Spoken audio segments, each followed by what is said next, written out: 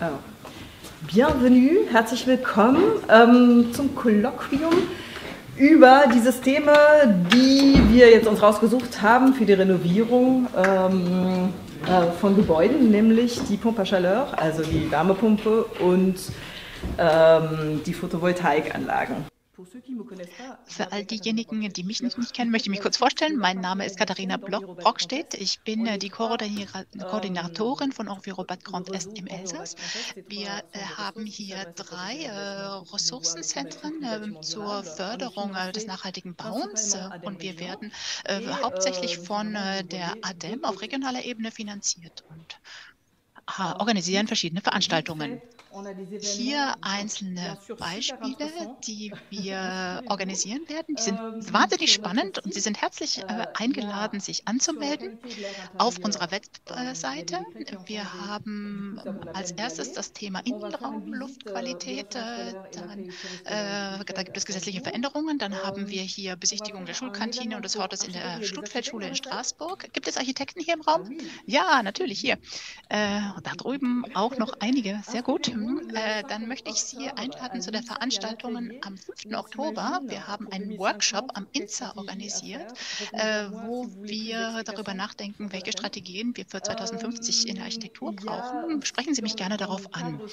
Im Rahmen der Architekturtage haben wir ebenfalls eine Besichtigung des Esplanade Campus der Universität Straßburg organisiert und sprechen da über die energetische Sanierung und die Umgestaltung dieses Campus. Natürlich beschäftigen wir uns auch weiterhin mit unseren üblichen Themen wie der Wiederverwendung von Bauteilen, CO2-Bilanzierung, Renovierung, RE 2020, nachwachsende Baustoffe, Anpassung an Klimarisiken und so weiter. Sie können sich jederzeit auch über unseren Newsletter anmelden und einfach uns auf unseren verschiedenen Auftritten folgen. Alle unsere Vorträge finden Sie auch über YouTube und Soundcloud und können Sie dort als Podcast herunterladen. Was haben wir heute vor? Für den Nachmittag haben wir folgendes Programm zusammengestellt. Wir beginnen mit den beiden Obermeistern, Christian Meyer und Michael Pfütze. Und dann mussten wir leider das Programm umstellen, weil Bertrand Chauvet leider erkrankt ist und trotzdem hier ist und sich bereit erklärt hat, seinen Vortrag zu halten. Und deswegen werden wir erst mit dem französischen Teil beginnen und dann ist Herr Knapp dran, der uns etwas zu den Wärmepumpen sagen wird. Damit möchte ich Herrn Christian Meyer, dem Obermeister der KOPFI, das Wort erteilen. Vielen herzlichen Dank.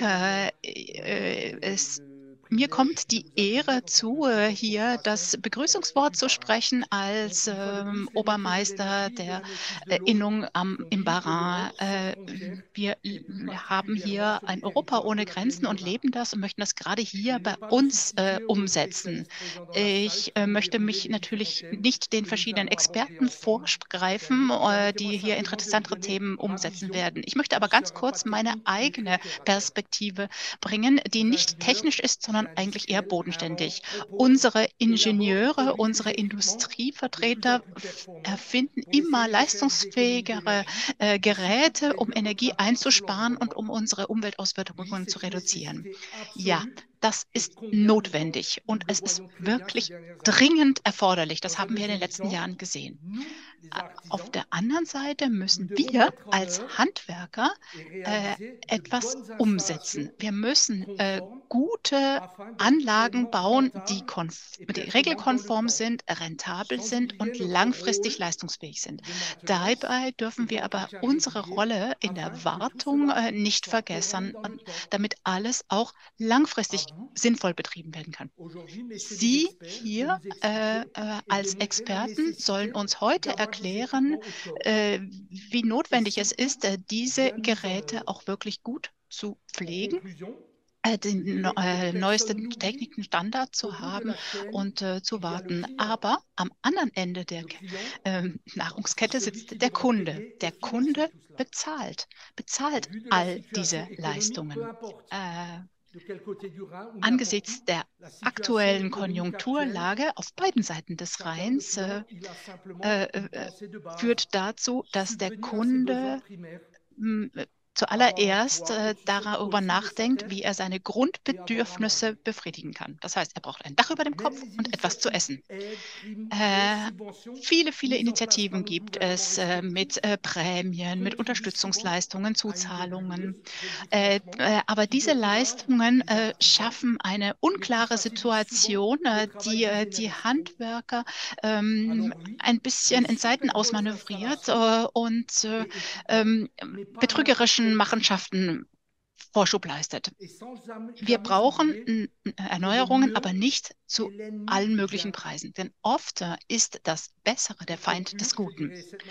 Zum Abschluss möchte ich vielleicht noch etwas sagen. Unsere Sitzung heute zeigt es noch einmal, lieber Michael, dass wir gemeinsam an einem Strang ziehen müssen, um die Herausforderungen der Zukunft zu meistern. Vielen herzlichen Dank und einen schönen Nachmittag.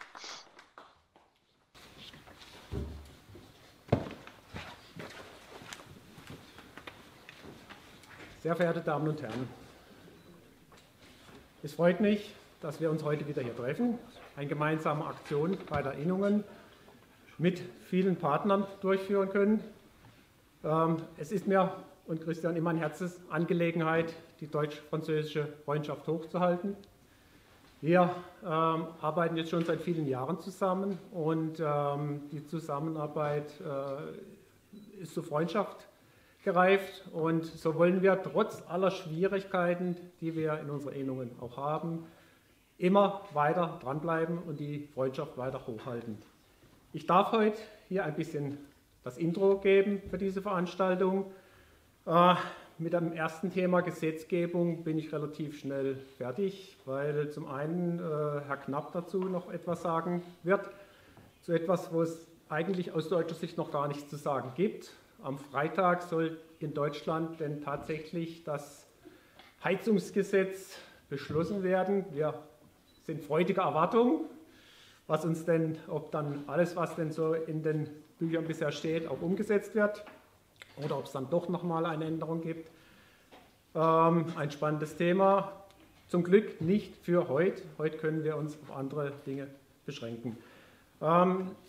Die Gesetzgebung spiegelt immer auch das europäische Recht wider. Und das europäische Recht gilt ja für beide Staaten. CO2-Einsparung gilt für beide, sodass wir doch relativ ähnliche Grundvoraussetzungen haben. Frankreich ist schon mit Verboten etwas weiter wie Deutschland. Deutschland zieht hinterher. Letztendlich ist es für mich ganz klar, die Regeln werden ähnlich sein, die Umsetzung wird ein bisschen anders sein, aber genaues sagen können wir heute noch nicht. Zum Energiekontext ist ganz klar zu sagen, beide Länder gehen hier ganz klar den Weg Richtung Wärmepumpeheizung, Richtung Stromheizung. Biogas, Bioöl, Biomasse allgemein steht bei beidem nicht so stark im Fokus. In Deutschland besteht immer noch die Hoffnung, dass man viel mit Biogas oder Öl abfedern kann. Die Fachleute glauben nicht daran, weil zum einen mal, wenn man diesen Biosprit, Biogas jetzt heute schon sieht, welche Preissteigerungen gegenüber den klassischen Energien da sind, kann man nicht wirklich glauben, dass das auch finanziell Zukunft sein wird. Politischer Wille ist absolut nicht vorhanden, in die Richtung zu gehen. Das Gleiche gilt für Wasserstoff. Auch Wasserstoff ist natürlich eine Möglichkeit zu heizen, aber allerdings aus technischer Sicht mit sehr viel Strom zu produzieren, sehr teuer, sehr aufwendig, sodass man auch hier davon ausgehen kann, dass es keinen großen Einsatz im Bereich der Verbrennung, der Wärmeerzeugung geben wird. Als Fazit kann man nur ganz klar sagen, wir werden das Thema Wärmepumpe sowohl in Frankreich wie auch in Deutschland extrem im Vorschub sehen. Deshalb natürlich für heute ganz klar sind wir auf dem richtigen Weg mit dem Vortrag Wärmepumpe. Und wenn man dann von stromverbrauchenden Anlagen ausgeht, ist natürlich die Stromgewinnung, auch wenn sie uns im Handwerk primär nichts angeht, ganz wichtig. Da gibt es die größten Unterschiede zwischen diesen beiden Ländern. Frankreich setzt sehr stark auf Atomkraft. Deutschland hat dieses Jahr die letzten Atomkraftwerke abgeschaltet. Sie werden zurückgebaut. Und dass sie nochmal kommen, glaubt nicht wirklich jemand. Regenerative Energien sind in beiden Ländern auf dem Vormarsch, werden gefördert. Und hier sind wir ganz klar auch heute wieder beim Thema PV in Kombination mit Wärmepumpe. Aus der Erfahrung raus, es gibt ja schon einige Jahre diese Kombinationen, liegt natürlich die Problematik in der Speicherung des Stroms, in der Speicherung der Wärme. Auch da wird Herr Knapp noch etwas dazu sagen. Und wenn man das Monitoring von älteren Anlagen sich so anschaut, dann sieht man doch ganz klar, im Winter, wenn es am kältesten ist und keine Sonne scheint, brauchen wir die meiste Energie. Und das ist unser Problem. Ich danke Ihnen vielmals und darf das Mikrofon weitergeben. Dankeschön.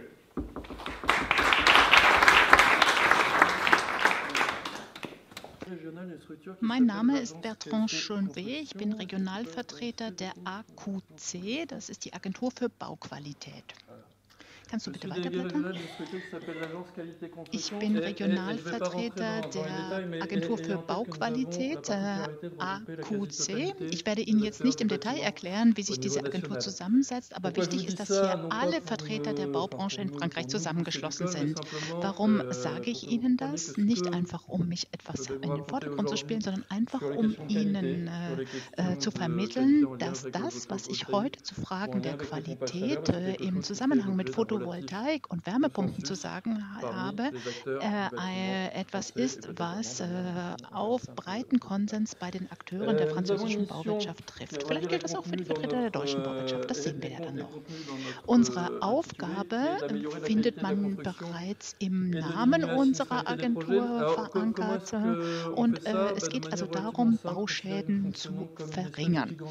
Wie machen wir das? Wir funktionieren wie eine riesige Datenbank. Wenn ein Schaden irgendwo in der Baubranche in Frankreich auftritt, dann wird ein Gutachter bestellt, der schickt das Ergebnis seines Gutachtens einmal an den Versicherer, aber auch an eine zweite Struktur, nämlich an uns, die Agentur für Bauqualität. Kurz zusammengefasst ist das unsere Arbeitsweise. Wir haben hier 4 Beobachtungsstellen entwickelt, die sich auf verschiedene Bereiche spezialisiert haben. Ich werde das nicht im Detail erklären. Auf der einen Seite haben wir die Zusammenfassung großer statistischer Daten, CICODES, wo wir intern die Daten auswerten und dann die Ergebnisse an die Akteure der Bauwirtschaft übermitteln. Und dann haben wir auch noch eine Beobachtungsstelle für energieeffiziente Gebäude. Das ist die Rex-Bâtiment Performant. Ich würde Ihnen gerne zeigen, dass wir uns auf echte Daten stützen und gerne mit Fotos arbeiten. Und deshalb haben wir einen Fotowettbewerb ausgerufen, der jedes Jahr stattfindet. Wir dokumentieren dann bestimmte Bauschäden und möchte hier auch zum Einstieg commençant par un sujet intéressant qui est celui des autorisations foncières. C'est-à-dire que là, je trouve que peut-être le terrain sur lequel est construit n'aurait pas dû être autorisé à la construction, puisque là on a un problème de remblai nicht auf diesem Gelände errichtet werden sollen, wenn man das anguckt, weil die Verfüllung des Untergrundes nicht zum Untergrund selbst gepasst hat. Autre aspect, la construction bois. Construction bois, on sait que c'est un sujet, on sait qu'on a besoin de construire en bois, mais juste rappeler que la construction bois ne supporte pas trop les approximations, notamment dans les relations avec l'humidité, et qu'un coffrage en bestimmte Werte berechnen. Die Pi mal Daumen-Methode funktioniert hier eher nicht. Und hier wurde die Feuchtigkeit nicht gut berechnet und damit hat sich über die Zeit der Hausschwamm angesiedelt. développement de Merull. Also hier haben wir den Fall mit dem Hausschwamm dokumentiert.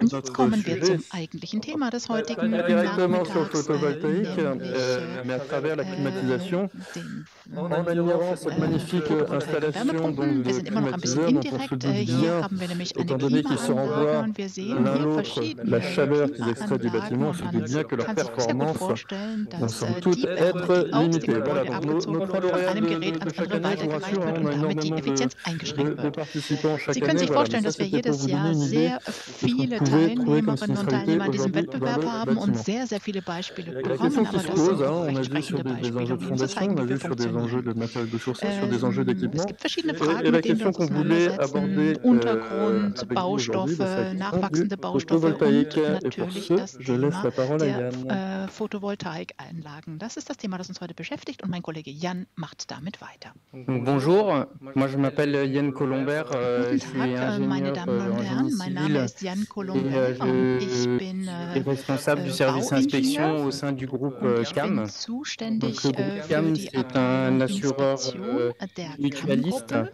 qui est Die pluridisciplinaire CAM-Gruppe et ist qui intervient aux zuständig côtés für des acteurs Bauversicherungen du in bâtiment verschiedenen dans le Grand Est. Bereichen und Donc le wir groupe kümmern est uns constitué die d'environ verschiedenen Akteure der 230 Bauwirtschaft in der collaborateurs. Region Grand Est. On a Wir deux haben entités, etwa un 230 réseau d'assurance Mitarbeiter und directe wir qui est haben la CAM zwei BTP Bereiche. et Einmal un réseau sind wir de courtage als pour Direktversicherer tätig, das intervenir ist die sur CAM l'ensemble du BTP territoire für die français. Bauwirtschaft und dann Donc haben c'est un wir assureur qui a den été créé Courtagebereich, par wo wir in un ganz réseau Frankreich vertreten sind. d'artisans et d'entreprises et qui a Das été créé en ist ein 1926 Netzwerk et qui aus perdure et Handwerkern qui und a pour but verschiedenen Unternehmen, d'accompagner das au sich im Jahr mieux l'ensemble des 1926 sociétaires. zusammengeschlossen hat und das bis heute Donc existiert. la CAM Wir est haben hier verschiedene le Gesellschafter, premier die assureur nach wie vor du aktiv bâtiment sind.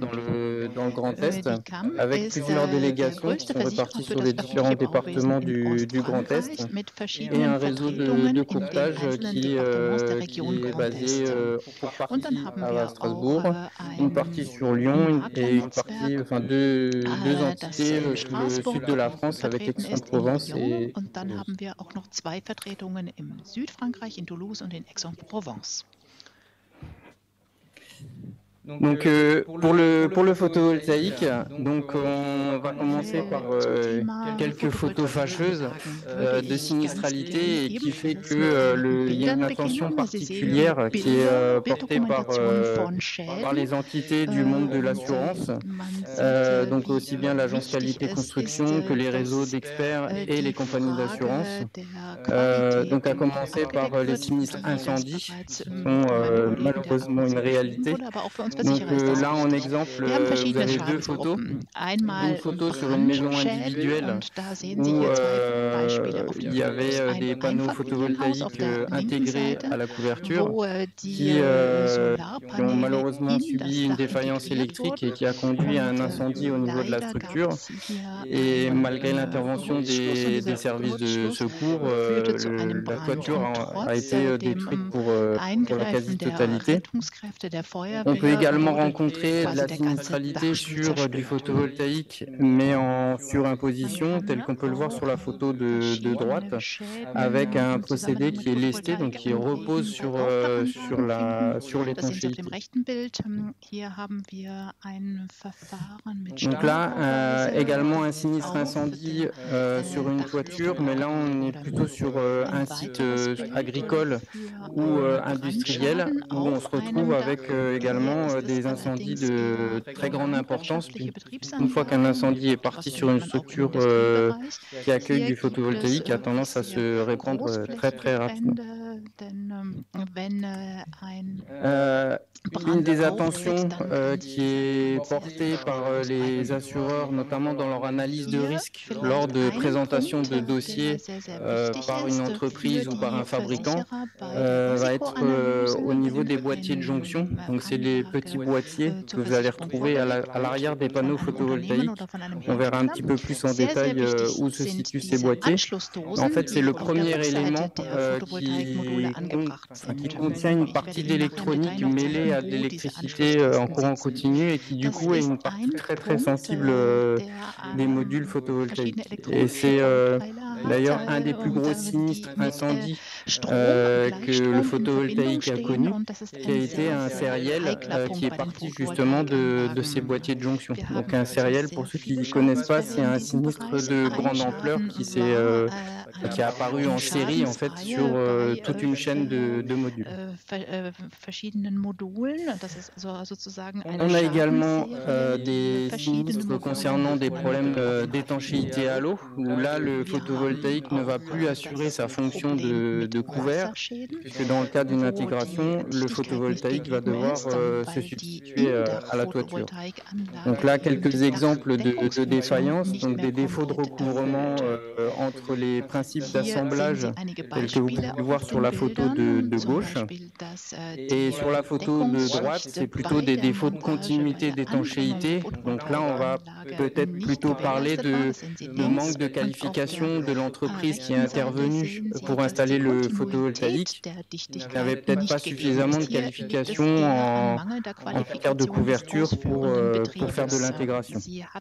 Et pareil sur les qualifications, on va y revenir un peu plus tard.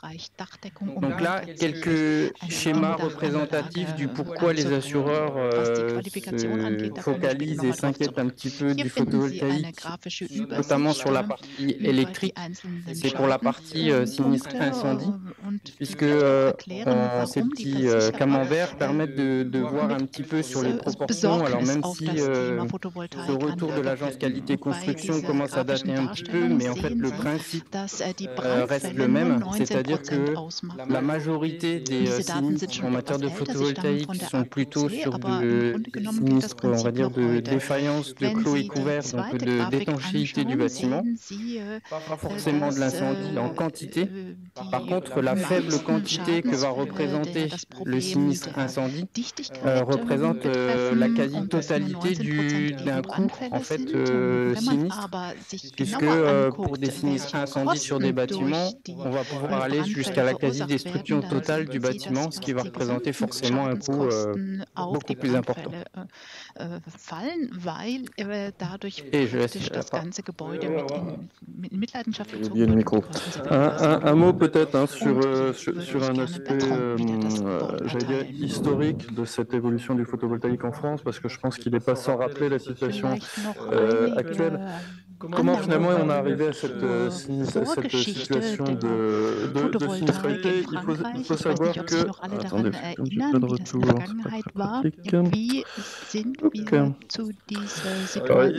Il faut savoir qu'il y a eu une politique de l'État français très volontariste à un moment donné, à travers des incitations fiscales, à travers des surprimes qui a vraiment, et on le voit sur le diagramme en bas, qui a permis vraiment un développement du photovoltaïque, jusqu'à ce qu'à partir de 2010, les assureurs commencent à signaler une augmentation assez massive de la sinistralité en lien avec le photovoltaïque. L'État français réagit à partir de ce moment-là en réduisant un certain nombre d'aides, notamment le crédit d'impôt, pour contrôler un petit peu cette sinistralité, et arrête finalement toute politique d'aide à arrêter à partir de 2018. Et qu'est-ce qu'on voit à partir de la fin de cette politique d'aide? On voit un effondrement en fait, du développement du photovoltaïque en France. Donc l'idée aujourd'hui, c'est bien d'encourager le photovoltaïque. Encore une fois, nous y insistons tous les deux, en veillant à ce qu'il soit qualité, de manière à éviter ces effets de retour ou ces effets rebonds qui consistent à encourager le développement de technologies, en maîtriser convenablement la qualité et à l'avoir fait tout simplement parce que la qualité n'est pas au rendez-vous. Un mot pour que vous ayez également en tête les masses financières qui sont concernées. France Assureur estime qu'aujourd'hui on est autour de 300 millions d'euros en charge au coût des garanties à la fois en assurance construction et puis en dommages aux biens professionnels. Et France Assureur estime qu'à la fin de l'achèvement des garanties, devrait être à 500 millions d'euros, donc 1 milliard d'euros letztendlich könnte nach de prise en Ablauf charge der de la Garantie sinistralité du photovoltaïque. Donc c'est ça les masses 500 aujourd'hui. Millionen Et je Euro rappelle que Schaden les anfallen. polices Das ist d'assurance eine halbe photovoltaïque, somme toute, Milliarden ce sont Euro celles des professionnels, Schäden, puisque die ce ne sont pas les assureurs durch équipés, ce sont bien chaque Photovoltaikanlagen professionnel à travers entstanden sind und die von la den souscription de Versicherern leur übernommen police wurden. d'assurance. Und das sind aber jetzt nicht D'où die l'enjeu, Versicherer, die das bezahlen, sondern letztendlich sind das die pour nous, Betriebe, sind das die Handwerker, d'inciter die réalisation mit ihren Policen diese Summen begleichen müssen. de qualité. Das erklärt auch, warum das für uns so wichtig ist, dass die Qualität. Alors juste avant, je vous ai parlé de choses qui fâchent avec des photos de sinistres. Maintenant, on va essayer de voir le côté un peu plus positif pour éviter de se retrouver dans des situations telles que les photos précédentes. Donc, tout d'abord, d'un point de vue terminologie, donc, on va parler de cellules photovoltaïques, cellules photoélectriques. Donc, on va assembler un certain nombre de cellules sur un module pour constituer un cadre avec un branchement en série d'un ensemble de cellules. Et ces modules vont être intégrés à un système de montage. Et c'est l'association système de montage plus module qu'on va appeler procédé. Et c'est ces procédés qui vont devoir bénéficier d'une évaluation technique. On va voir plus tard. Sur ce procédé, vous allez avoir du coup à la sortie un courant continu que vous n'allez pas pouvoir réinjecter directement dans une installation puisque les installations courantes fonctionnent avec du courant alternatif. Donc pour ça, on va devoir brancher cette série de modules photovoltaïques à un onduleur et c'est l'onduleur qui va faire la transformation du courant continu en courant alternatif et qui va permettre d'être réinjecté soit dans le réseau public pour de la revente, soit utilisé en autoconsommation avec éventuellement un système de batterie associé. Pour éviter une partie des incendies, il est impératif d'être très attentif et très vigilant sur la partie courant continu parce que c'est la partie à risque la plus importante et c'est celle pour laquelle les assureurs apportent une attention très particulière puisque le fameux petit boîtier de jonction que je vous montrais tout à l'heure, on est sur la partie courant continu à la sortie du module photovoltaïque et toute la partie câblage que vous allez avoir entre les modules et l'onduleur va être en courant continu et présenter un risque. Et vous allez retrouver des connectiques pour ne serait-ce que le branchement des modules au réseau et en même temps la connexion jusqu'à l'onduleur qui peut être avec un ensemble de câblages qu'on va reconnecter entre eux. Donc pour éviter des anomalies sur cette partie-là, on va préconiser et essayer de pousser un petit peu à intégrer des systèmes de protection. Donc on va être sur de la détection d'arcs électriques, puisque les arcs électriques qui vont présenter le plus de risques seront sur cette partie-là.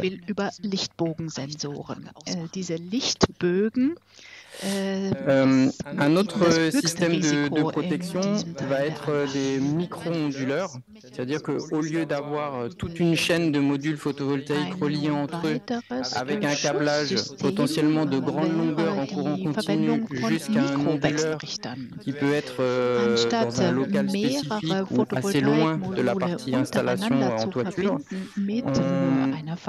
on va avoir des dispositifs qui vont être plus sécurisants entre guillemets puisque ces micro-onduleurs vont être au plus près des modules, voire directement disposés à l'arrière des modules.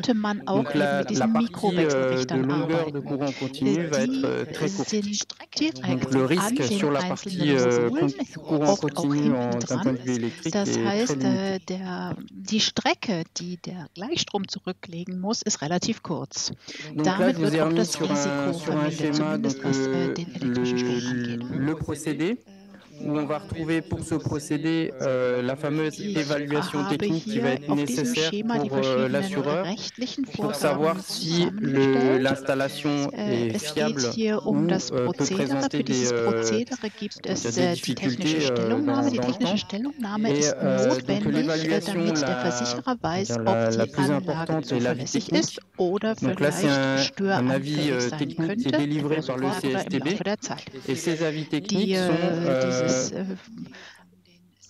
on va dire réexaminés dans un second plan à la suite des sériels qu'il y avait eu en 2018 et qui sont examinés par une entité de l'agence qualité construction qui est la C2P et qui en fait va permettre de lister tous les avis techniques qui auront été visés favorablement et ils vont être inscrits sur ce qu'on appelle la liste verte. Donc c'est une liste qui est accessible assez facilement sur Internet.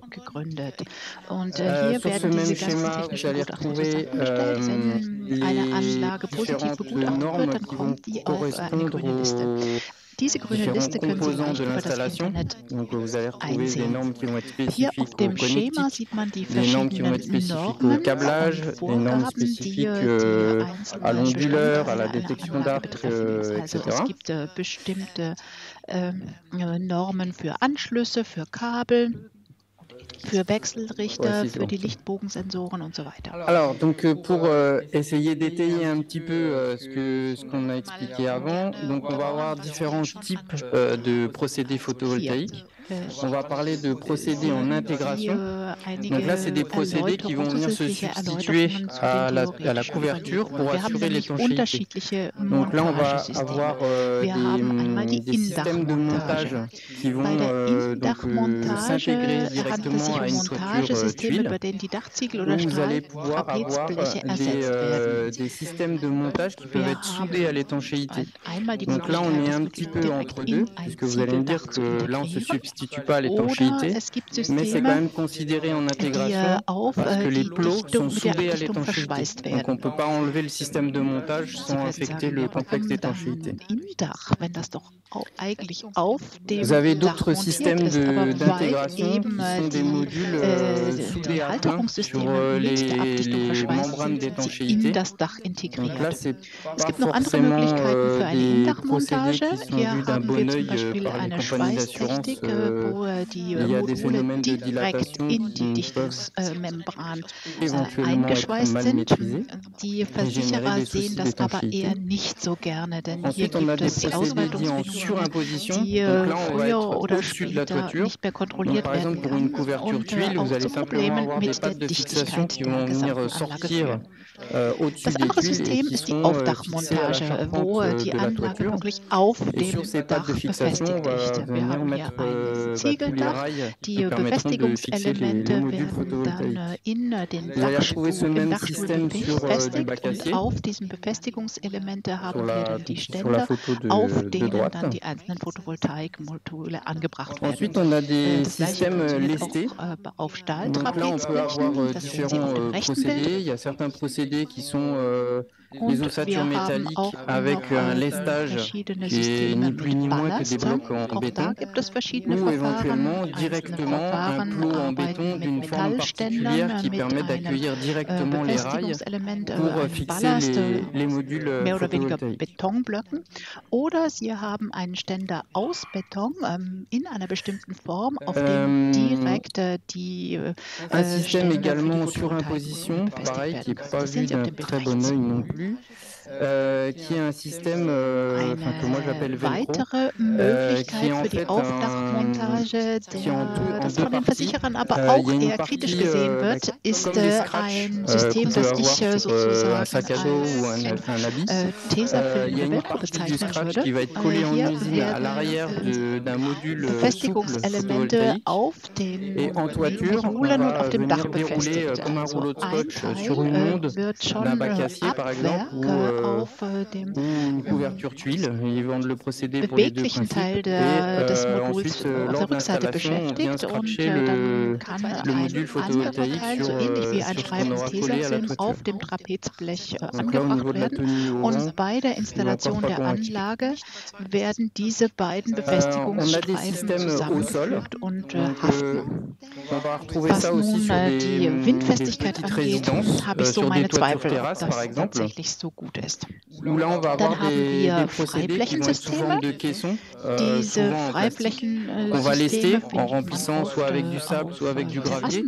Et sur ces caissons, on va pouvoir venir clipser les modules photovoltaïques. Et on peut également avoir au sol des installations qui vont bénéficier d'une structure fondée. Donc là, on va faire des plots de fondation sur lesquels vous allez pouvoir venir fixer l'ossature métallique qui accueillera les modules photovoltaïques.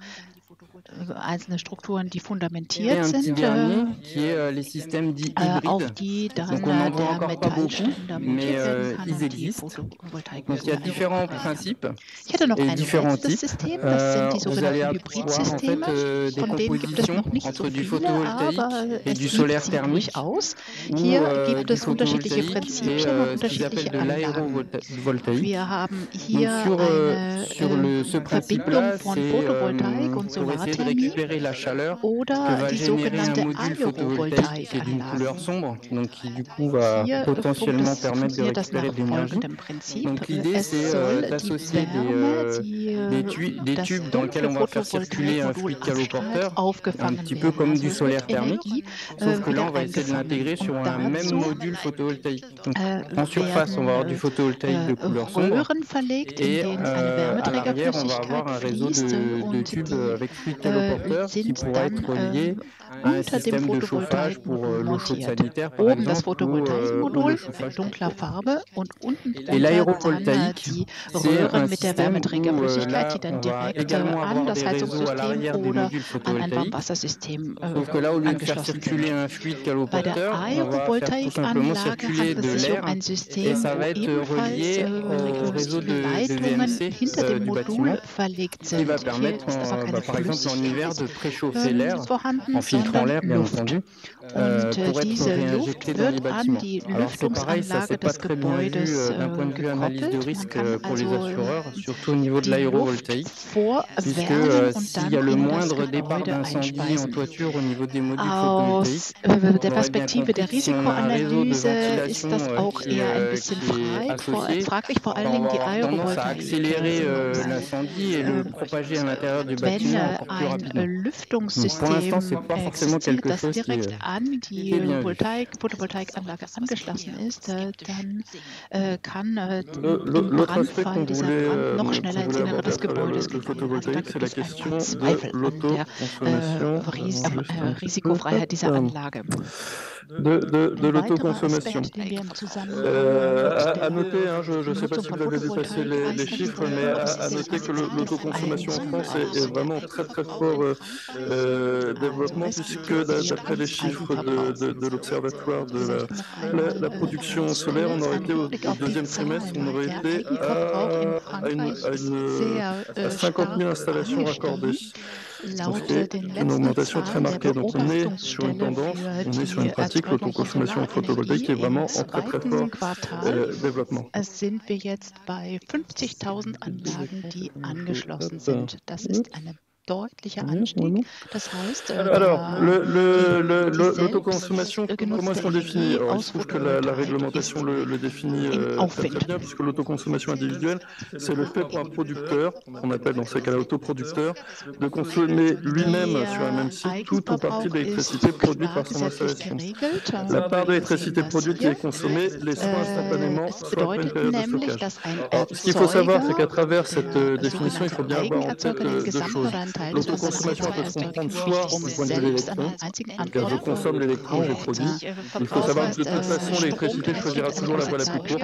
Donc dès lors que vous produisez de l'électricité qui repasse par le réseau, de toute façon, ça sera votre électricité que vous consommerez. Et l'autoconsommation d'un point de vue financier, tout simplement le nombre de kilowatts ne sera pas facturé sur votre facture d'électricité. Alors, l'autoconsommation, en théorie, on a trois modèles. On a soit, alors c'est un peu du domaine de... Ah, à chaque fois Die Kilowattstunden, die nicht auf ihrer Stromrechnung auftauchen. Der Eigenverbrauch hat theoretisch zumindest drei ok, c'est gentil, merci. Donc on a le modèle absolu qui est l'autoconsommation totale, c'est totalement hors site. Votre logement, vous avez un chalet quelque part dans les Vosges, votre logement n'est pas relié au réseau Enedis, et vous produisez votre électricité et vous la consommez. Il y a un modèle qui est le modèle historique qu'on a connu puis qu'on a décrit un petit peu tout à l'heure, qui est celui de la revente totale, c'est-à-dire finalement vous produisez de l'énergie que le gestionnaire de réseau vous rachète intégralement, que EDF vous rachète intégralement, vous ne consommez pas. Ça a été longtemps le modèle dominant parce qu'il était, on l'a dit tout à l'heure, il était financièrement vraiment intéressant. C'est moins le cas aujourd'hui, on l'a dit aussi, on a des aides qui sont quand même moins marquées. Et puis on a une autoconsommation partielle. Alors qu'est-ce que ça veut dire partielle? Ça veut dire que vous consommez une partie de votre production et puis la partie que vous ne consommez pas, vous la renvoyez vers le réseau. Alors vous la renvoyez deux possibilités, soit vous la revendez, et une possibilité qu'a laissé le législateur aussi, c'est de là, si vous ne voulez pas vous embarrasser sur des installations de moins de 3 kVA au niveau du compteur, si vous ne voulez pas vous embarrasser avec une comptabilité, vous pouvez aussi céder votre production gratuitement, à EDF. Sans rentrer nécessairement dans les détails, il faut savoir qu'en fonction de la taille de votre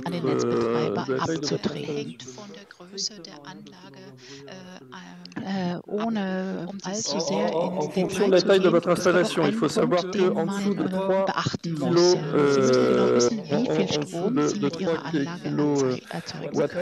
vous ne serez pas imposable. Et au-dessus, vous serez imposable, mais à vous de choisir le mode d'imposition. Donc le mode d'imposition peut se faire soit selon les modalités d'une micro-entreprise, soit selon les modalités des bénéfices. Wenn Sie mehr einspeisen, dann können Sie die entsprechende Besteuerung selbst wählen. Entweder Sie haben ein Unternehmen mit einem entsprechenden Steuersatz oder Sie versteuern vous direz, somme toute, on comprend bien que le modèle autoconsommation est séduisant. On produit soi-même l'énergie, on la consomme soi-même. Pourquoi est-ce que finalement, on ne cherche pas à être systématiquement dans ce modèle d'autoconsommation totale? Tout simplement parce qu'on a des conditions de production de l'énergie de l'électricité et des conditions de consommation d'énergie dans le cadre domestique, dans le cadre d'un ménage moyen, Wir haben bestimmte Rahmenbedingungen für die Erzeugung von Strom und dann wieder andere Rahmenbedingungen für den Verbrauch von Strom im Wohnbereich. Das heißt, die Erzeugungsbedingungen und die Verbrauchsbedingungen decken sich nicht. Das sieht man hier auf der Grafik relativ gut. Wir haben hier also eine Stromerzeugung auf der Photovoltaikanlage tagsüber. Hier sieht man also eine relativ normale Verbrauch. Wir haben 16 Stunden Erzeugung von morgens bis 16 Uhr etwa. Und dann haben wir über einen relativ langen Zeitraum einen relativ konstanten Verbrauch. Dann haben wir einen Anstieg zwischen 6 und 9 Uhr vormittags und abends nach 18 Uhr. Logisch, man steht auf, man bereitet sich vor, man geht zur Arbeit, dann geht man wieder ab und dann kommt man abends wieder nach Hause. comment maximiser la potence consommée. Et puis quoi qu'il arrive, on aura toujours un surplus. Que faire de ce surplus? D'où la quasi-obligation, dans une utilisation résidentielle, la quasi-obligation de faire de l'autoconsommation que sur un mode partiel. Überschuss in dem blauen Bereich. Das heißt, je cite une étude allemande qui indiquait que même dans la meilleure ménage moyen, on pouvait arriver à une part d'autoconsommation que de 20 à 25%. Même festgestellt hat, dass selbst in den besten Fällen unter den besten Bedingungen alors, dès lors qu'on sait ça, dès lors qu'on sait qu'on aura toujours beaucoup de difficultés à faire correspondre autoconsommation, la consommation et la production, autoconsommation et autoproduction, comment est-ce qu'on peut agir? La première solution évidente, ça serait diminuer la puissance de crête, diminuer la puissance maximale que l'installation photovoltaïque est en mesure de produire. Problème, on sait qu'on essaye plutôt, on est aujourd'hui plutôt sur des montées nationales en France et ailleurs, au contraire de maximiser la production. Et puis ensuite, c'est un peu dommage, dès lors qu'on va avoir des frais d'installation, des frais de mise en œuvre, c'est un peu dommage de limiter la production, la puissance qu'un toit pourrait fournir. Donc c'est pas vraiment la meilleure solution. Autre possibilité, intervenir sur relativ hohe Anschaffungen und Installationskosten, wäre es schade, wenn man hier nicht die gesamte Produktionskapazität nutzen könnte. Das ist also nicht die beste Lösung.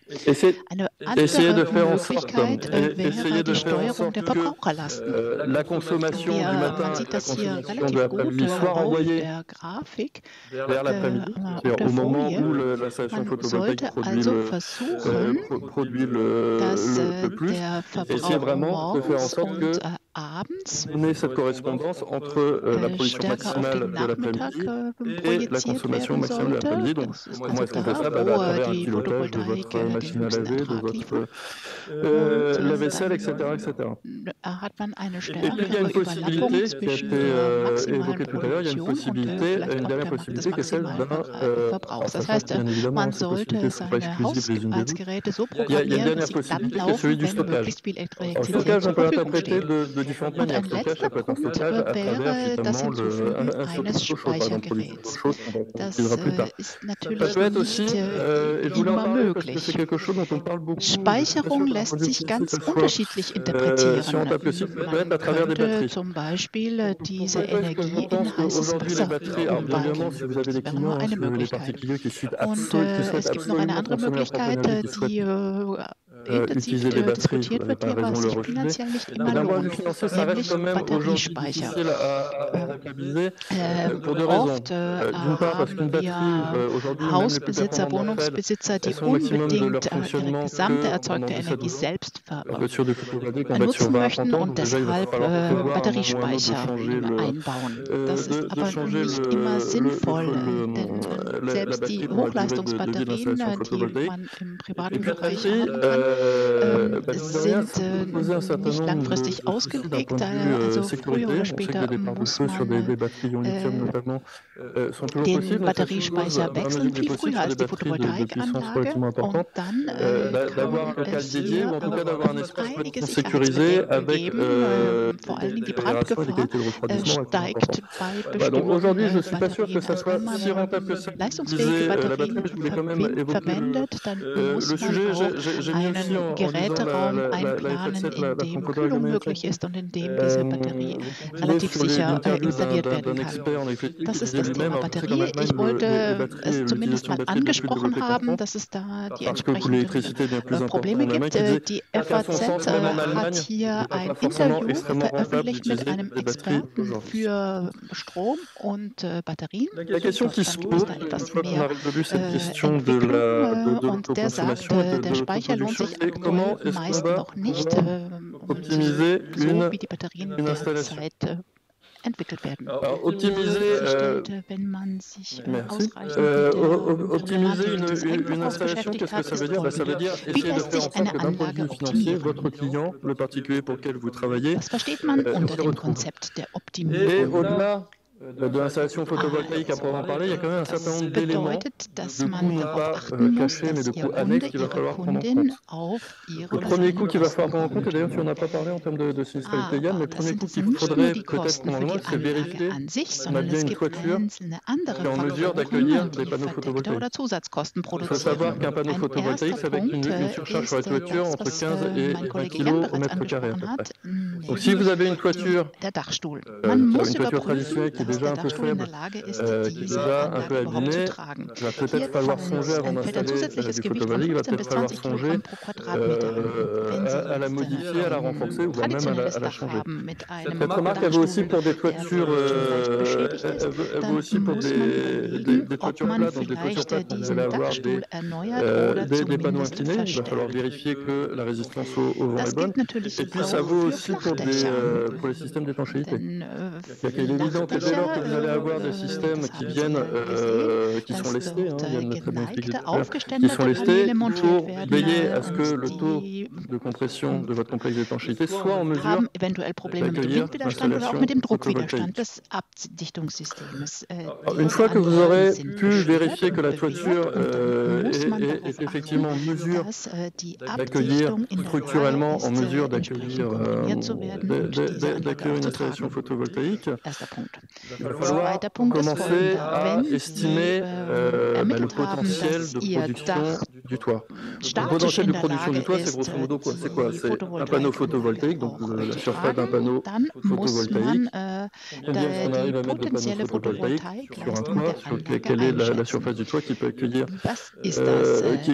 des panneaux photovoltaïques?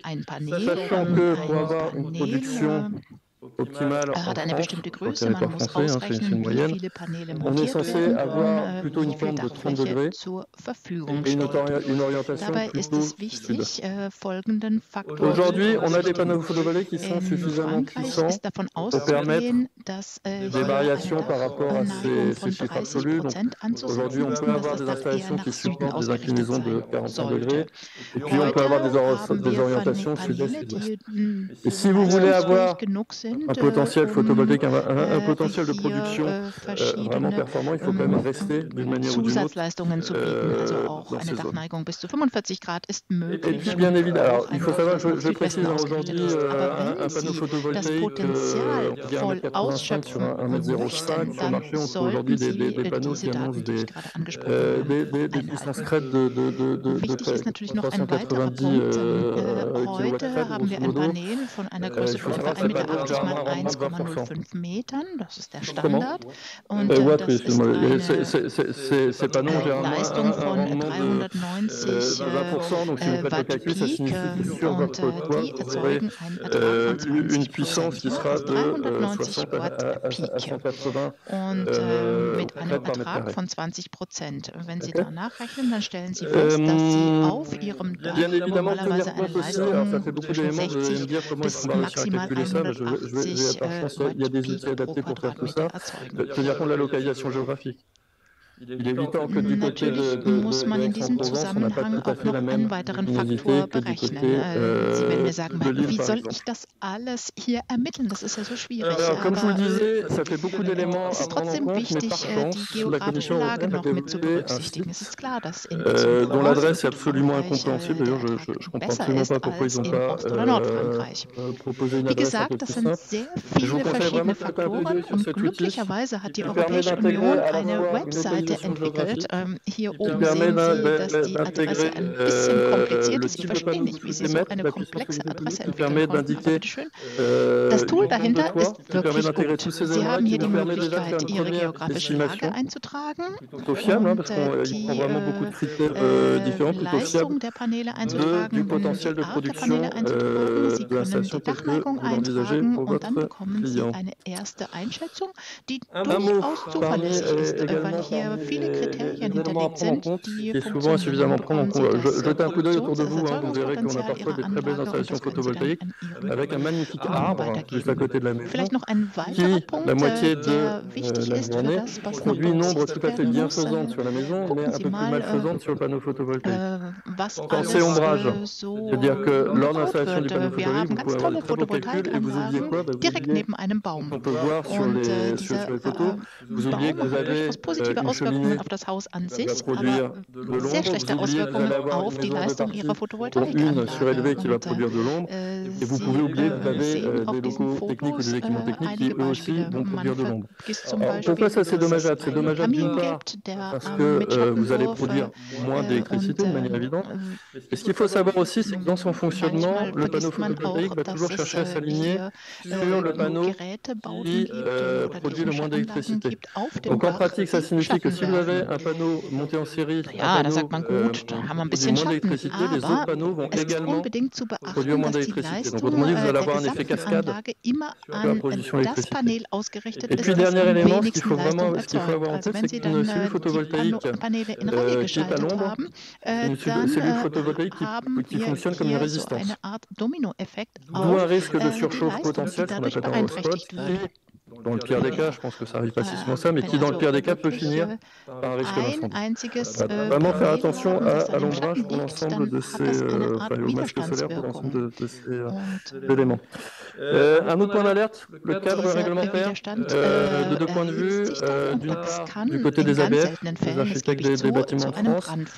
Dans certaines zones, on va vous dire de surimposer non. Alors dans ces cas-là, il va falloir trouver une solution, et bien souvent la solution passe par l'intégrer. Alors vous l'avez compris, on n'est pas ni Yann ni moi, ce n'est pas la peine de l'intégrer, c'est plus compliqué à mettre en œuvre, ça produit moins d'électricité parce qu'il y a des phénomènes de surchauffe qui ne sont pas spécialement bénéfiques pour le fonctionnement du panneau, mais il n'empêche que dans certains cas, on vous demandera de l'intégrer. Pour penser à l'anticiper, il faut savoir qu'il existe encore une prime paysagère pour l'installation de certains panneaux photovoltaïques intégrés, je crois qu'il doit en rester 6 ou 7 aujourd'hui, sauf erreur de ma part. Et puis un autre aspect sur lequel nous avons des retours, c'est qu'il y a parfois des délais dans l'accordement qui sont relativement longs et qui se chiffrent parfois non pas en semaines mais en mois. Donc ça aussi, pensez à l'anticiper. 6 ou 7 mois de non-production sur un modèle économique, ça peut être un peu fâcheux pour votre client. Alors, sur le potentiel économique, donc là on a vu le potentiel de production solaire, donc là on va rentrer dans le potentiel économique, c'est-à-dire qu'on va essayer de voir l'ensemble des coûts, l'ensemble des productions, et on va voir ce qu'on peut obtenir Donc là c'est pareil, les choses sont relativement complexes, mais il y a un outil très bien qui a été mis en place par l'INES, qui s'appelle AutoCalSol. Je vous invite vraiment à jeter un coup d'œil dessus, ça vous permet de rentrer l'ensemble des éléments que je suis en train de vous décrire. Donc, a priori, on est plutôt sur une analyse économique sur 20 ans. Pourquoi sur 20 ans? Parce que c'est la période pendant laquelle le rachat d'électricité est garanti. Et puis, on peut de toute façon estimer que l'installation photovoltaïque durera au moins 20 ans actuellement. Donc, comment est-ce qu'on va fonctionner? On va d'abord chercher à établir la consommation du ménage sur lequel vous intervenez. Alors, comment vous faites? Soit vous récupérez la courbe Linky, soit, bonne vieille méthode, vous récupérez les factures d'électricité et puis vous additionnez. Ensuite, vous allez chercher à évaluer à partir de ce niveau de consommation, le niveau d'autoconsommation, c'est-à-dire combien de kilowattheures vont effectivement être économisés à travers cette installation photovoltaïque. Vous allez intégrer ensuite tout ce qui est la vente du surplus, en pensant à la fiscalité. Encore une fois, dès lors que vous produisez de l'électricité, sauf dans les cas que je vous ai indiqués tout à l'heure, dès lors que vous produisez de l'électricité, vous êtes considéré comme un industriel de l'énergie, vous êtes producteur d'énergie, donc vous êtes imposable en tant que tel. Pensez également à anticiper le changement de l'onduleur. Un onduleur, ça vit moins longtemps qu'une installation photovoltaïque, ça vit entre 10 et 12 ans. Donc ça signifie qu'en pratique, il faudra prévoir, donc un onduleur, ça vaut entre 1200 et 1500 euros, je pense à peu près aujourd'hui. Pensez que vous aurez cet onduleur a changé dans le cours de la vie de votre installation. C'est Assurance Habitation. On voit client aussi. So ein Wechselrichter kostet 1000 bis 1200 Euro und dieser Wechselrichter et par conséquent, multirisque muss habitation, im tu ne Laufe der démentiras pas, il y aura Nutzungsdauer certainement ausgetauscht werden. un petit truc, ouais, un petit chouïa en plus, pas colossal, hein, ceci dit, mais compter quand même quelques dizaines d'euros. On a la taxe d'acheminement d'électricité, la turque, et puis je pense que c'est important, on va le voir à travers des exemples, penser aussi tout ce qui est entretien maintenance. Alors, sur des petites installations, ne prévoyez pas un entretien maintenance tous les semestres, ou même tous les ans. Mais pensez quand même que de temps en temps, ça peut valoir le coup d'aller jeter un coup d'œil sur l'installation. Quand on a des tempêtes de sable qui viennent du Sahara, c'est peut-être pas forcément bête d'aller jeter un coup d'œil pour voir le niveau de saleté des installations. Tout simplement pourquoi? Tout simplement parce que des panneaux sales ou des panneaux abîmés, ce sont des panneaux qui produisent moins. Je vous signale également qu'il existe une prime à l'autoconsommation. Donc cette prime à l'autoconsommation aujourd'hui, elle est de 510 € par kilowattheure en dessous de 3 kWh. 380 € par kilowattheure pour des installations comprises entre 3 et 9 kWh et 210 € kilowattheure par kilowattheure pour des installations entre 9 et 36. Sachant que vous, en tant que professionnel, dans la plupart des cas, il serait surprenant que vous dépassiez les 9 kWh. On serait plutôt sur cette dimension. Un mot, j'en ai parlé à propos des batteries. J'en parle aussi à propos des onduleurs. Les onduleurs, il y a quand même des enjeux de sécurité autour des onduleurs. Il y a des enjeux parce qu'il y a toujours un risque incendie. Et puis il y a des enjeux pour que l'onduleur fonctionne bien. Il faut, si possible, qu'il ne soit pas en surchauffe. Donc pensez à anticiper la localisation de l'onduleur, anticiper l'existence d'un local. Alors ça vaut bien évidemment pour les onduleurs centraux. Si vous êtes en micro-onduleur, la question ne se pose pas. Mais si vous avez un onduleur unique, pensez à anticiper cet aspect-là. Un mot, je voulais en parler parce que ça peut sembler évident, mais un mot sur la réglementation environnementale. Il faut savoir que, contrairement aux bâtiments tertiaires et industriels, aujourd'hui on a une obligation de solarisation au-dessus de 1000 m². La réglementation environnementale n'impose pas du tout, pour les logements neufs, n'impose pas l'installation de panneaux photovoltaïques. Par contre, le photovoltaïque sera pris j'accélère, c'est aussi une discrète. 10 minutes, alors on va faire. Par contre, l'installation photovoltaïque sera prise en charge pour différents aspects, notamment la consommation en énergie primaire qui va diminuer, la consommation en énergie primaire non renouvelable, et à l'inverse, l'impact carbone sera lui augmenté. Also dieser Punkt ist ebenfalls sehr wichtig. Alors là, ça, il va falloir nous rajouter die französische Energieeinsparverordnung RE 2020. Hier ist es wichtig zu wissen, dass ça s'affiche quand même in der Industrie. Je voulais vous dire un mot aussi rapidement, si vous avez des questions de vos clients du dérèglement climatique et notamment des orages de grêle. Donc il semblerait que le dérèglement climatique doive s'accompagner d'orages de grêle de plus en plus fréquents et avec un diamètre de grêlon de plus en plus important. Alors la petite difficulté qu'on a en France, c'est qu'on n'a pas, contrairement à d'autres pays comme la Suisse, on n'a pas du tout, donc on va brancher, on n'a pas du tout... c'est juste ça.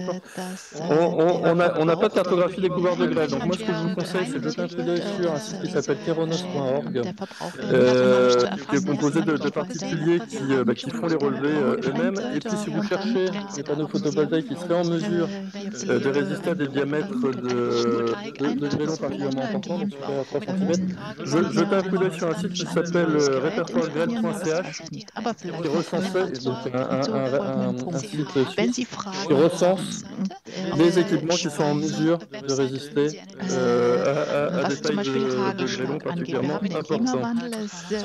Voilà. In Frankreich, anders als in anderen Ländern wie zum Beispiel der Schweiz, Alors, effectivement, il faut accélérer un petit peu au niveau du temps, mais on a quand même quelques points importants à vous apporter, notamment au niveau des qualifications qu'il faut avoir pour pouvoir faire des installations photovoltaïques. Donc, il y a il y a plusieurs qualifications. Donc, j'ai essayé de vous les remettre sous forme de tableau. Donc, selon la puissance installée, il y a différents types de qualifications. Donc, il y a Califelec, CaliTENR et Calibat qui délivrent des qualifications spécifiques pour le photovoltaïque. Donc, vous allez retrouver des SPV1, SPV2, SPV3 pour Califelec, qui sont systématiquement des qualifications qui vont couvrir à la fois la partie électrique et la partie bâtiment. Vous allez retrouver la partie Calibat, je saute volontairement l'autre, Calibat qui permet également d'avoir les deux qualifications, donc à la fois électrique et à la fois bâtiment. Et CaliTENR qui a dissocié deux parties, qui envisage d'ailleurs de éventuellement les relier les deux ensemble. Mais il y a deux qualifications. Il y a une qualification CaliPV électrique qui va concerner que la partie électrique sur le photovoltaïque, selon les puissances bien entendu. Et une qualification supplémentaire qui est une qualification CaliPV BAT, qui, elle, est plus spécifique à un installateur qui veut, par exemple, faire du photovoltaïque, mais plutôt en intégration qu'en surimposition. Donc là, c'est plus une qualification à obtenir pour montrer qu'on a des qualifications en matière de couverture. Tout à l'heure, je vous parlais de techniques courantes, techniques non courantes pour les assureurs, avec les évaluations techniques telles que les avis techniques. Donc là, pareil, j'ai remis ça sous forme de tableau pour que vous ayez une vision d'ensemble qui va correspondre en fait à l'approche que l'assureur va faire lorsque vous allez lui présenter un dossier de photovoltaïque. Donc la première chose, c'est déjà de savoir si c'est de l'intégration, de la surimposition au sol ou hybride, et ensuite de savoir quel type d'évaluation il bénéficie. Donc soit le procédé bénéficie d'un avis technique qui va être sur la liste verte de la C2P, et à ce moment-là, le procédé va être considéré comme de la technique courante et vu d'un œil plutôt positif par l'assureur. Si vous sortez de ce cadre-là, il va y avoir une étude au cas par cas, et notamment pour du photovoltaïque, on va avoir beaucoup, surtout sur de la surimposition, des évaluations qui vont être des évaluations différentes de l'avis technique. C'est des enquêtes de techniques nouvelles qui sont appelées ETN en abréviation et qui sont délivrées par des bureaux de contrôle ou des organismes qui se sont un petit peu spécialisés dans le photovoltaïque, qui vont étudier le dossier d'un procédé présenté par un fabricant et qui vont donner un avis dessus. Et l'assureur va se baser sur cette évaluation-là également, mais qui bénéficiera du coup du statut de technique non courante et examiné au cas par cas.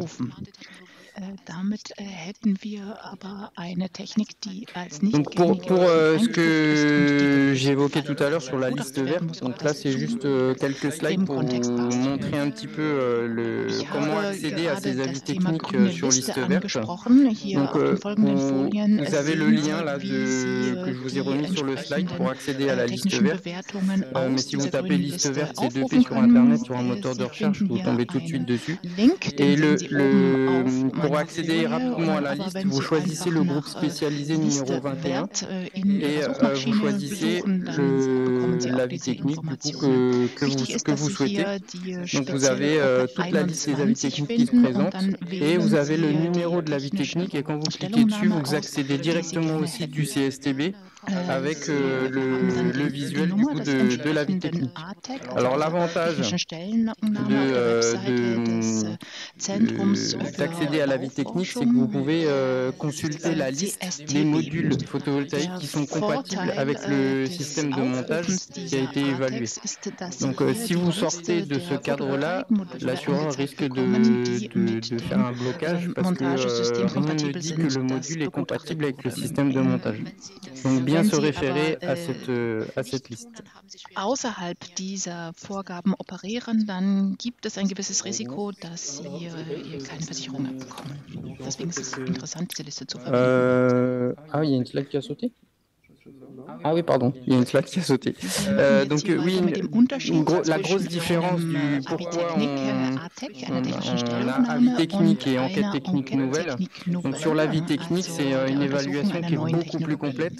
C'est-à-dire que le CSTB va évaluer le système de montage et les modules compatibles avec le système de montage, mais il va aller faire une analyse également sur la partie électrique. Donc toute la partie sécurité d'utilisation et de performance des modules va être évaluée par le CSTB, ce qui ne va pas être le cas dans une enquête technique nouvelle, où là la mission du bureau de contrôle va être uniquement sur l'aspect solidité. Donc lui, il va simplement s'attacher à regarder que le module tient bien sur le système de montage, qu'il n'y a pas de risque d'envol ou de risque d'infiltration d'eau. Voilà. Donc pour une enquête technique nouvelle, l'assureur va être amené à vous demander potentiellement des informations complémentaires sur les modules photovoltaïques. Et comme il me reste donc 5 minutes pour faire l'intégralité des slides qui vous laissent, ce que je vous propose, c'est de vous renvoyer ce que je voulais vous présenter. On a confié à l'INES, donc à l'Institut national de l'énergie solaire, on leur a confié une mission d'audit sur un certain nombre d'installations pour avoir une idée de ce que pouvait aujourd'hui l'état réel d'une installation photovoltaïque en France. Vous avez une présentation de cet audit sur le site écoconstruction-rhône.fr. La conférence s'appelait Photovoltaïque, comment éviter les hic. Je ne vais pas vous présenter maintenant. Si le sujet vous intéresse, si vous souhaitez en savoir plus, jetez un coup d'œil sur cette émission qui est tout à fait intéressante. On y voit aussi une intervention brillante d'un de tes concurrents, manièrement frère de l'auxiliaire, tout à fait intéressante sur la... Donc est-ce que tu peux avancer du coup? Hop, on va sauter puis on va passer directement très rapidement. On va passer donc, aux publications. Donc je veux vous dire que le sujet photovoltaïque, vous l'avez compris, hein, c'est quelque chose qui nous a beaucoup occupé à l'agence qualité construction ces 8 dernières années. Ça signifie en pratique que vous allez trouver un nombre important de publications sur notre site. Jetez un coup d'œil, association Web 1901, ça signifie que nos publications sont pour 98% d'entre elles entièrement gratuites. Donc n'hésitez pas à télécharger la chose sur le site qualitéconstruction.com, rubrique ressources. Voilà, donc d'autres exemples qui vous permettent aussi de dialoguer à la fois avec les particuliers, puis de dialoguer éventuellement avec d'autres professionnels. Voilà, et je voulais quand même prendre le temps, puisque c'était une des commandes, prendre le temps de dire un mot. Alors pour vous, ça sera forcément très rapide sur l'association photovoltaïque pompe à chaleur. C'est vrai que dès lors qu'on a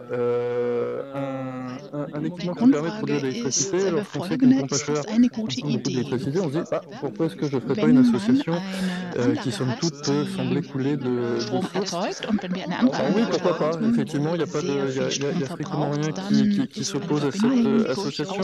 Une ou deux remarques quand même.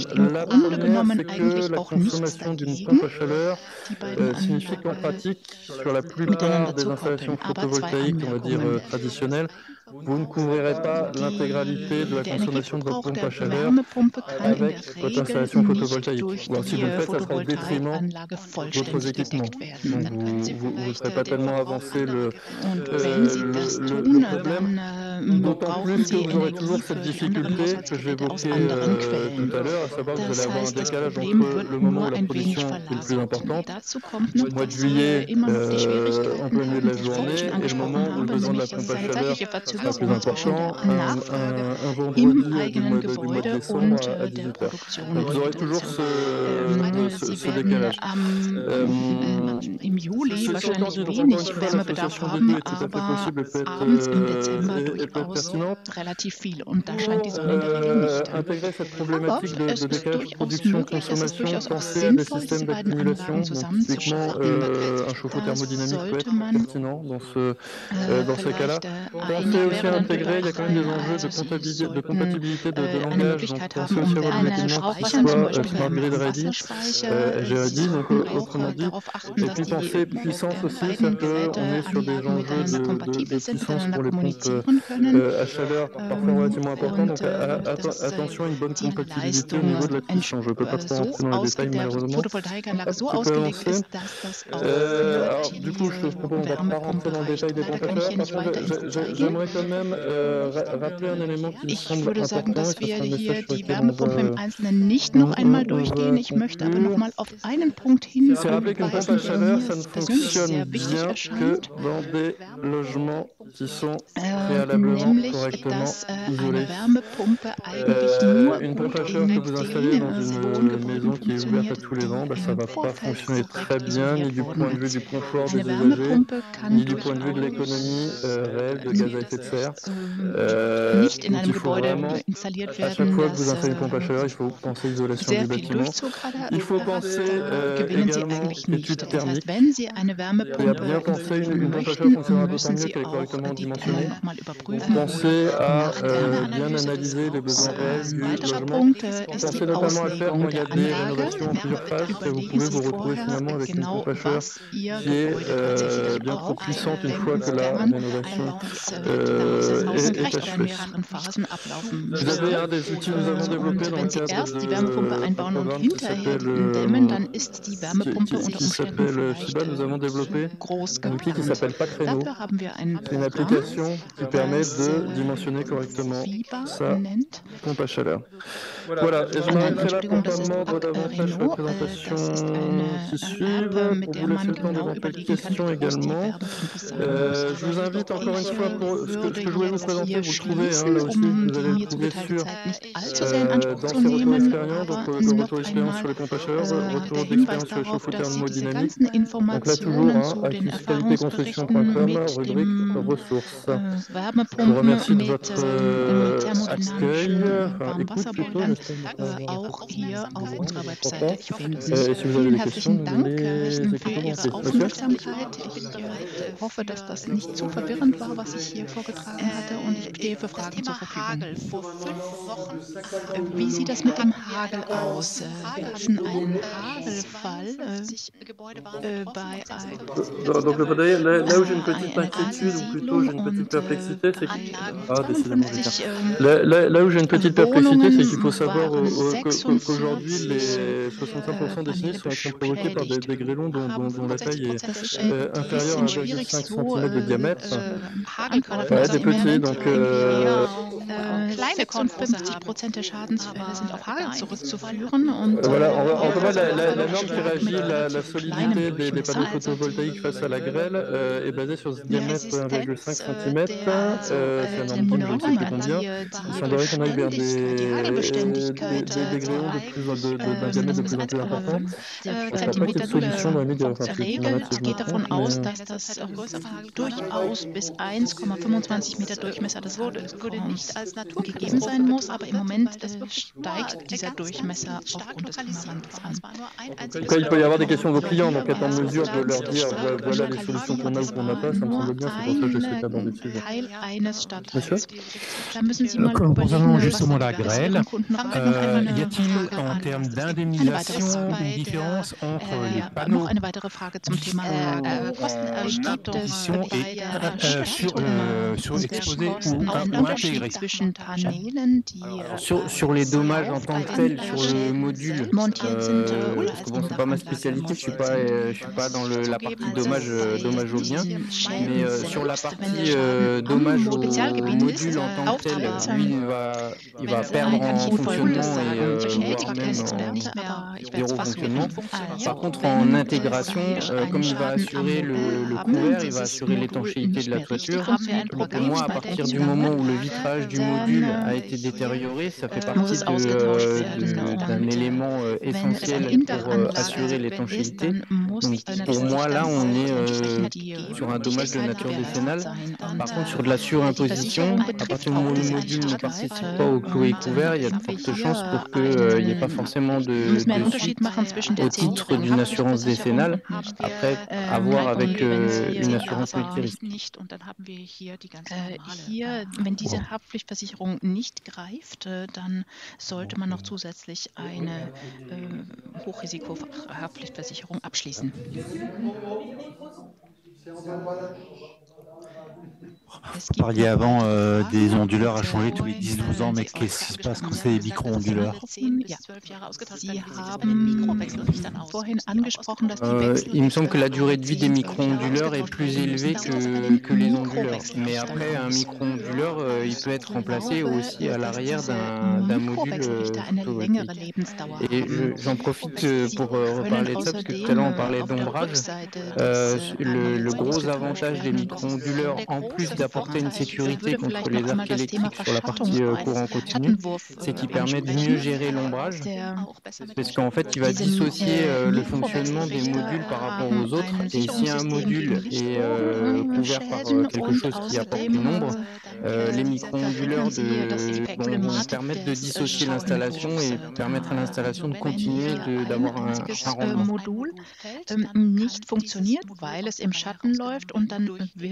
D'un point de vue esthétique, micro-onduleur et l'onduleur sur la toiture, micro-onduleur, forcément vous avez des impacts par rapport à des surimpositions, c'est camouflé sous les Gibt es da Unterschiede zwischen einem großen Wechselrichter woanders oder dem kleinen Wechselrichter? Sieht man diese Mikrowechselrichter oder sind die hinter dem Panel? L'onduleur, il va être sur... L'onduleur, il va être plutôt sur une partie apparente de la toiture, donc souvent des toitures plates, où quelque part on va mettre une structure pour accueillir l'onduleur, ou alors avoir un local dédié et mettre ces onduleurs-là dans, je sais pas, le garage de la maison individuelle ou un local technique sur un site un peu plus important. Donc à moyen ou court terme, c'est les micro-onduleurs qui vont avoir le leadership par rapport à l'onduleur. Est-ce que c'est une question de prix ou une question... Il y a un qui va surpasser l'autre finalement? Alors en tant qu'assureur, je préférerais qu'il y ait des micro-onduleurs sur toutes les installations, parce que c'est ce qui permet de protéger au mieux. Maintenant, le micro-onduleur ne peut pas être utilisé sur toutes les installations, puisque forcément il y a un coût, et même si ce coût n'est pas très élevé pour un micro-onduleur, à partir du moment où vous allez faire une installation qui a, je sais pas, une centaine de modules, le coût à un moment donné va plus être intéressant et vous allez être obligé de passer sur un onduleur. Maintenant, il y a des onduleurs aussi très performants qui intègrent des dispositifs de protection contre les arcs électriques et qui surveillent l'installation, et dès la moindre anomalie, il y a une coupure pour limiter les dommages.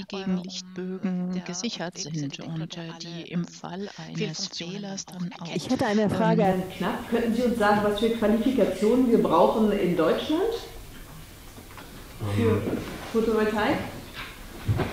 Ist im Prinzip über das Handwerksrecht in Deutschland geregelt. Das heißt, dort sind von der Sache her ausgebildete Elektrofachfirmen berechtigt, jede Art von PV-Anlage zu installieren. Also das ist dann nicht in der Leistung, wie hier in Frankreich vorhin dargestellt, beschränkt, dass ich je nach Leistung meiner PV-Anlage unterschiedliche Qualifikationsnachweise erbringen muss. Also ein Elektriker, ein Elektromeister in Deutschland kann eine 3 kW Peak oder eine 300 kW Peak Anlage machen. Das wird dann letztendlich über die Anmeldung über das Elektroversorgungsunternehmen dann differenziert. Das heißt, er braucht keine spezielle Ausbildung dafür? Die Standard-Elektroausbildung, die wir im Handwerk haben, ja. Gut. Danke. Est-ce qu'il y a encore des questions? Comment?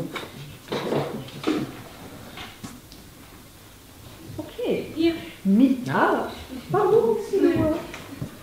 Ich frage dann auch kurz auf Deutsch. Wie verhält es sich dann für einen deutschen Handwerker, der eben einen Meister hat und aber in Frankreich eine solche Anlage installieren möchte? Reicht dann die Qualifikation in Frankreich aus?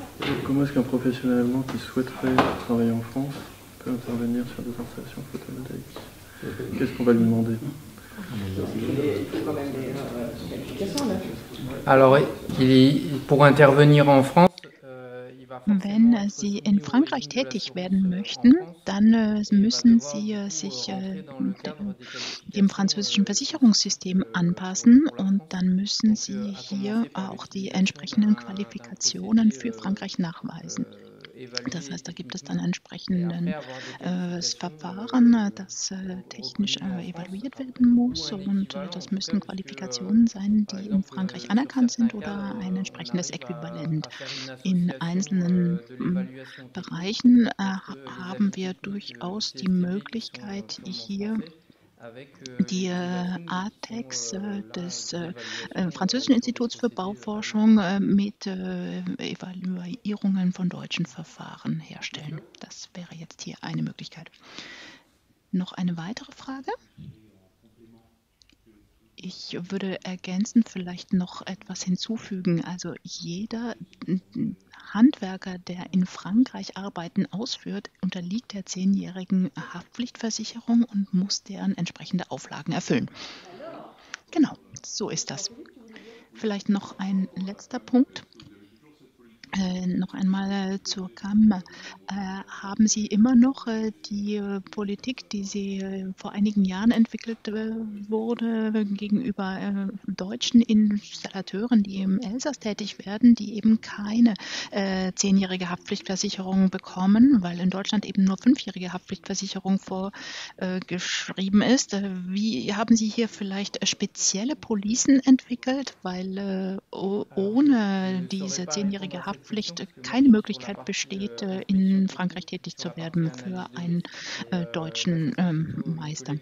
Das ist leider nicht mein Fachgebiet. Ich kümmere mich um die technische Risikoanalyse. Da müssten Sie sich bitte an meine Kolleginnen und Kollegen wenden, die für diesen Bereich zuständig sind. Aber ich denke, wir können diese Antwort noch nachliefern. Aber jedenfalls, hier gibt es vielleicht auch Tarifprobleme. Ja, also wenn man über den gängigen Rahmen hinausgeht, dann gibt es tarifliche Anpassungen, weil wir können ja auch als Versicherer auch nicht irgendetwas tun.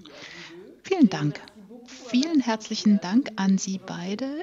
Vielen herzlichen Dank an all diejenigen, vor allen Dingen an Bertrand, der trotz seiner Krankheit hier diesen Vortrag gehalten hat.